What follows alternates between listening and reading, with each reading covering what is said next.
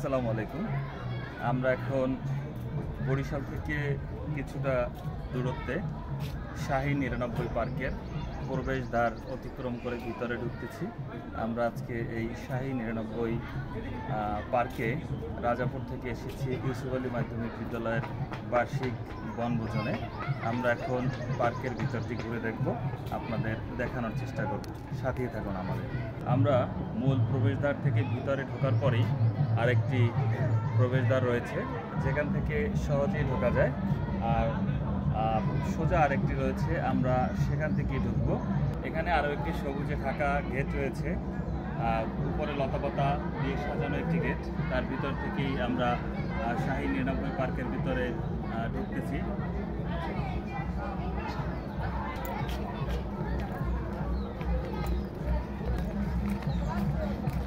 একটু ভিতরে ঢোকার পরেই এক পাশে রয়েছে একটি দিঘি। দর্শনার্থী যারা আসে তারা দিঘির চারপাশটি ঘুরে দেখে, দিঘির পাশে ঘুরে দেখে।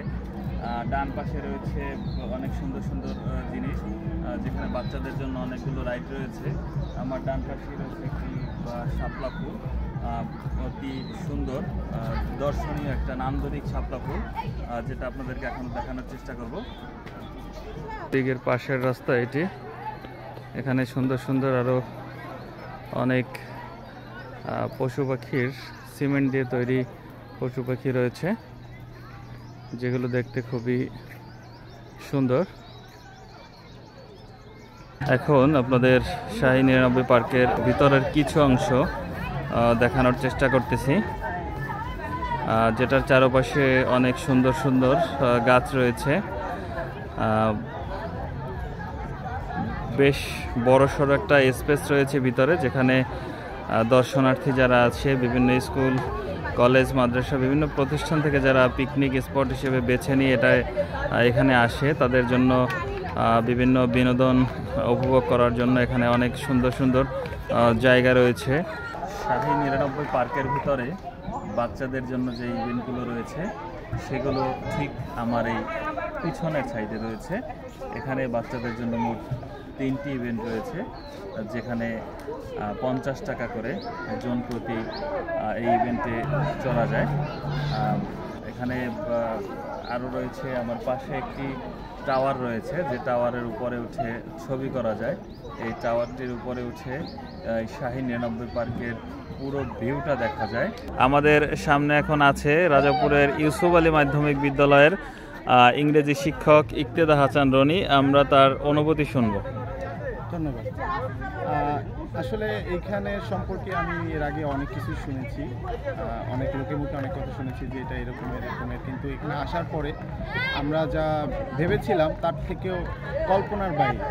এবং এইখানে যে একটা পরিবার নিয়ে, ছোট বাচ্চাদের নিয়ে, স্কুলের শিক্ষার্থীদের নিয়ে আসার যে একটা সুন্দর মনোরম পরিবেশ এখানে আছে, এরকমের মানে সাধারণত দেখা যায় না আমাদের এই দক্ষিণ বাংলার বরিশালের মধ্যে, এরকমের সাধারণত দেখা যায় না। তো পরিবার নিয়ে আসার মতো একটা সুন্দর পরিবেশ। মানুষ চায় সুস্থ পরিবেশ, হেলদি পরিবেশ, যেখানে গিয়ে ফ্যামিলি নিয়ে ঘোরা যায়।